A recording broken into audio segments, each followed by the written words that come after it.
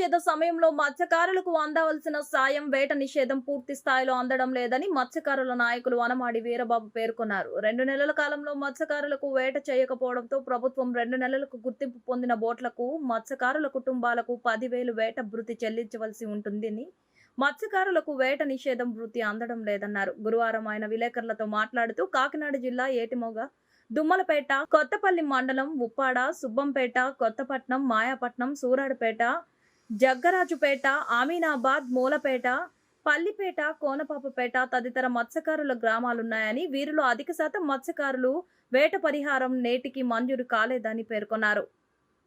ఇప్పటికీ తీర ప్రాంతాలకు చెందిన అధిక శాతం మత్స్యకారులకు వేట పరిహారం మంజూరు కాకపోవడంతో అప్పులు చేసి కుటుంబాల్ని పోషించుకోవాల్సిన పరిస్థితి ఏర్పడిందని ఆయన మత్స్యకారులు వాపోతున్నారు. ప్రభుత్వం ఇచ్చే పరిహారం నెలకు 10,000 చెల్లిస్తుందని, నిత్యావసర వస్తువుల ధరలు పెరిగిపోవడంతో పరిహారం కింద ఇచ్చిన ఆ మొత్తం కనీసం వారం రోజులకు సరిపడా సరుకులు రావడం లేదని మత్స్యకారులు ఆయన ఆందోళన చెందారు. చెప్పండి. ఈ రోజు నుంచి యాక్చువల్గా మనకి సముద్రం మీద ఏట నిషేధించడం ప్రభుత్వ జీవో ఏర్పాటు చేసింది. మరి దాన్ని జీవో చేసిన దాన్ని ఇక్కడ ఉన్న అధికారులు ఎవరు కూడా దాన్ని సక్రమంగా, ఎందుకంటే ఓన్లీ ఈ మెకనైజ్డ్ ఫిషింగ్ బోట్లే ఎక్కువ ఈ బ్రాండ్ పీరియడ్ సపోర్ట్ చేస్తున్నాయి తప్ప కన్వ వాళ్ళు ఎవరు కూడా తెరచేపలు వేరే ఇంజిన్ వాళ్ళు ఎవరు కూడా ఏం చేస్తలేదు. కానీ ఇక్కడ మాకు మత్స్యకార భరోసా పథకం కింద 10,000 రూపాయలు జగన్ గారు ప్రకటించారు. అందులో 165 మందికి మాత్రమే వస్తుంది, 35 మందికి రావట్లేదు.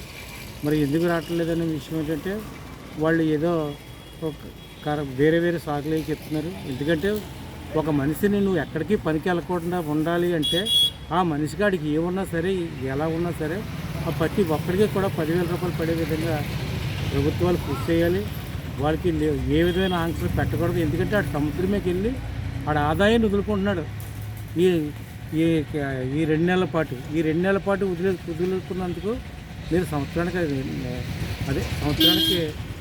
నెలకి 5,000 రూపాయలు చెప్పి మీరు 2 నెలలకి 10,000 రూపాయలు ప్రకటించారు. కానీ ఇది కొంతమందికి అందుతలేదు, కొంతమంది దళారులకు కూడా అందుతుంది. కానీ ఈ విషయాన్ని దీని అన్నిటికీ కారణం ప్రభుత్వాలు కాదు, ఇది ఇక్కడ ఉన్న డిపార్ట్మెంటే మెయిన్ కారణం. ఇక్కడ ఉన్న మెయిన్ డిపార్ట్మెంట్లు అన్నీ కలిపి సరిగ్గా వర్క్ చేయకపోవడం వల్ల, వాళ్ళకి అనుకూలంగా పనిచేయడం వల్ల ఇవన్నీ జరుగుతున్నాయి. దయచేసి రాబోయే రోజుల్లో కూడా ఈ తప్పుని వాళ్ళు సరిదిద్దుకుని బోటు మీద ఎవడెక్కడ వెళ్తున్నాడో ప్రతి ఒక్కరికి కూడా 10,000 వచ్చే విధంగా రాబోయే రోజుల్లో చర్యలు తీసుకోవాలని చెప్పి కోరుకుంటున్నాను.